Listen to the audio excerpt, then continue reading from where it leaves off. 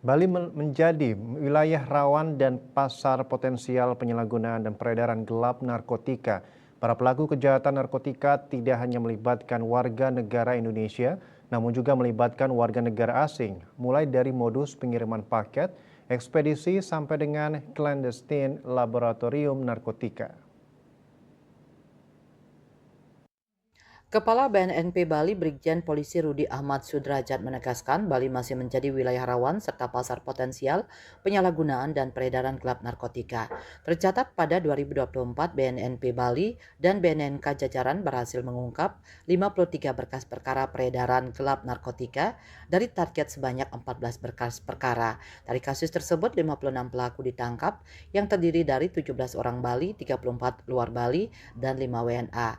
Dalam pengungkapan tersebut, pihaknya fokus pada bandar atau pengedar untuk memutus jaringan peredaran gelap narkotika masuk ke Bali. Sementara barang bukti yang berhasil diamankan yaitu sabu-sabu seberat 1.458,85 gram, ekstasi 365 butir, ganja 27.349,77 gram, kristal MDMA 193,32 gram, hasis 937,82 gram, dan kokain 00,05 gram, delta 9 THC 106,21 gram, mefedron 121 butir, metamfetamin dan MDMA 1692,94 gram, psilosin 15,2 gram, dan mefedron 53,98 gram.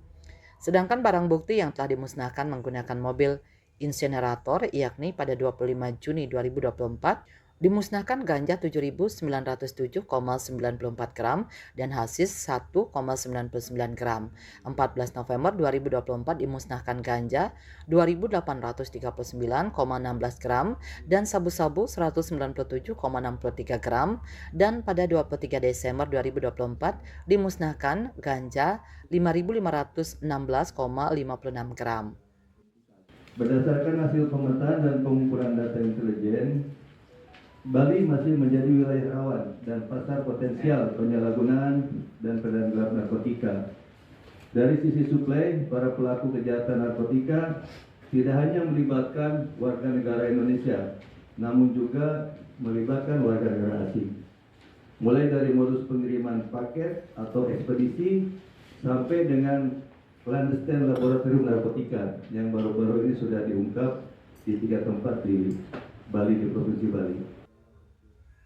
Sementara dari sisi rehabilitasi telah dilaksanakan rehabilitasi kepada 944 orang yang terdiri dari 555 orang direhabilitasi di lembaga rehabilitasi serta sebanyak 340 orang direhabilitasi di lapas.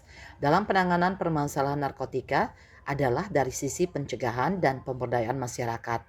Pada program pembangunan desa bersinar sampai dengan tahun 2024, terdapat sebanyak 60 desa bersinar yang terus diberikan advokasi dan pembinaan untuk menjaga masing-masing wilayahnya dari ancaman penyalahgunaan dan peredaran gelap narkoba.